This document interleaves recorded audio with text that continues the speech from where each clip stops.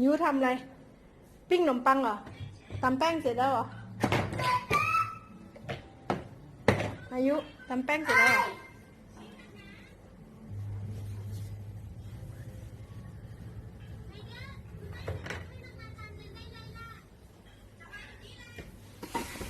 ปัจจุบันขนมปังปิ้ง2 แผ่นนะพี่พาขายหรือเปล่าพ่อค้าขายขนมปังไหมครับ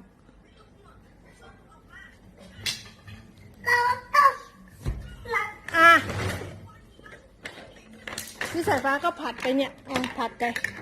ผัดแป้งเลยไม่พี่มันต้องทำขนมปัง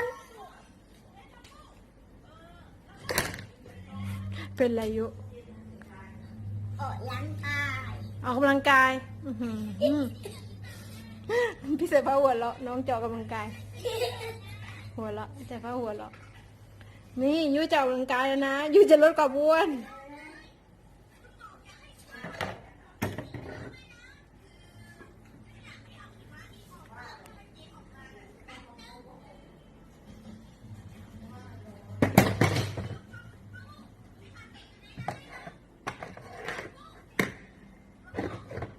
ยุ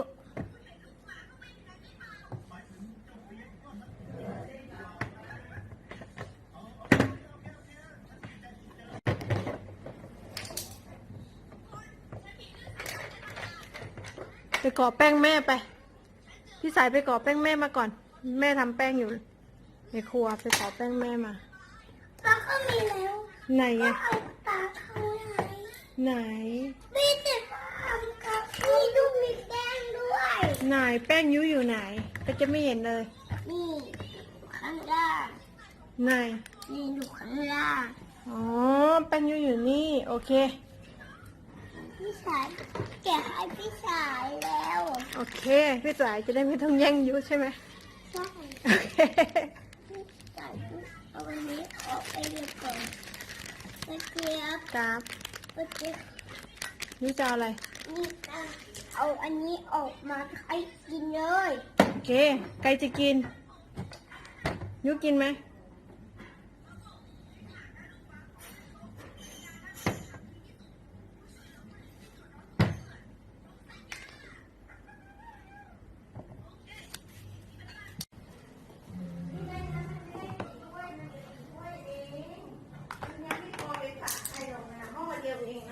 หม้อใหญ่ๆอ่ะ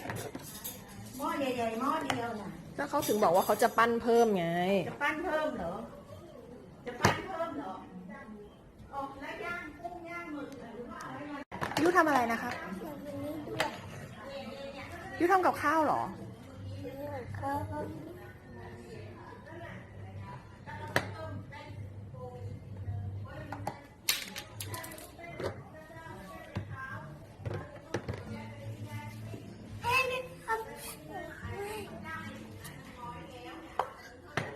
ต้องทำแบบนี้ด้วยค่ะอ๋อเหรอคะต้องทำแบบนี้เหรอคะ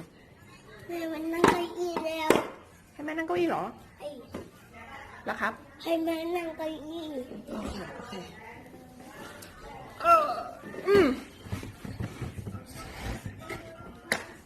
แม่ดูทำเหมือนแม่เล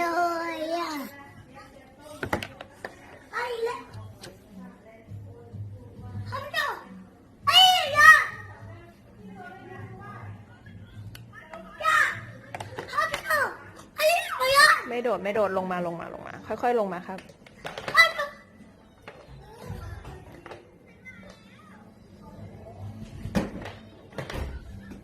เนี่ยลงเลยสีกรีนอุ้ยโฟ ไม่ใช่โฟลูก แอปเปิ้ล เนี่ยสีแดงสีเหลืองอันนี้ทำไมโทรศัพท์หาใครเจ้าหน้าที่ไม่ทำงานวันนี้วันหยุด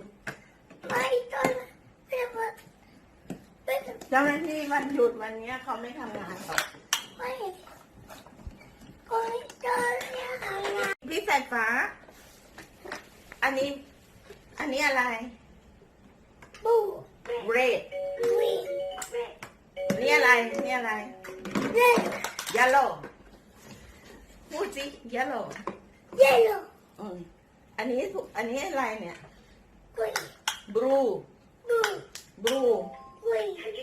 พี่สายฟ้าทำไมไม่ถูกสักข้อเลยอะคะ อันนี้อะไรนี่อะไร กุย green กุย yes good อันนี้อะไร ขอฟ้า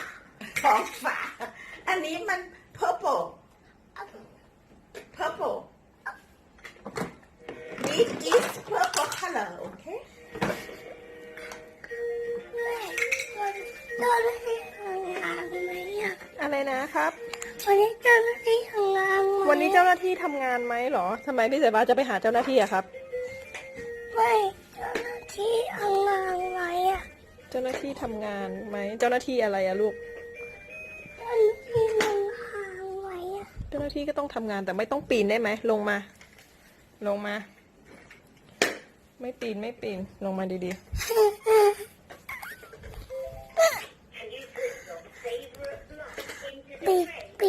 ปีกทำไม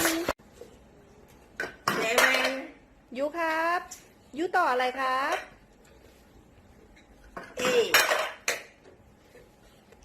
พี่สายนับเลขให้ยายฟังสิ nine ไหนนับให้ยายฟังหน่อย พี่สายน้ำเลขให้ยายฟังหน่อย ไปโรงเรียนอ่ะ ตั้งหลายเดือนแล้วได้เลขแล้วได้อะไรโฟได้โฟแล้วก็ไฟทำไมไม่นับวันก่อนเอ็ดละเอ็ดแล้วมาโฟอีกไฟอ่ะ six อ่ะ เอ๊ะ seven first not eight eight ได้อยู่แค่นี้โฟกับไฟ พี่สายฟ้านับได้ไม่ใช่เหรอนับให้ยายฟังหน่อยเร็วหวานถูกรีอ่า สาย อ่า เอ็ม เอา six ล่ะ six เซเว่นเอ๊ะ แล้วไงต่อ น่า อ่าฮะ เฮ้ เท่ง อันนี้อ่ะ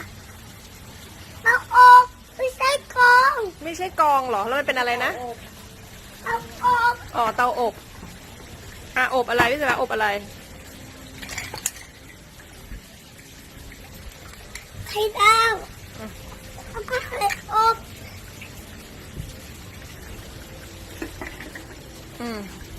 ไข่ดาวจ้ะ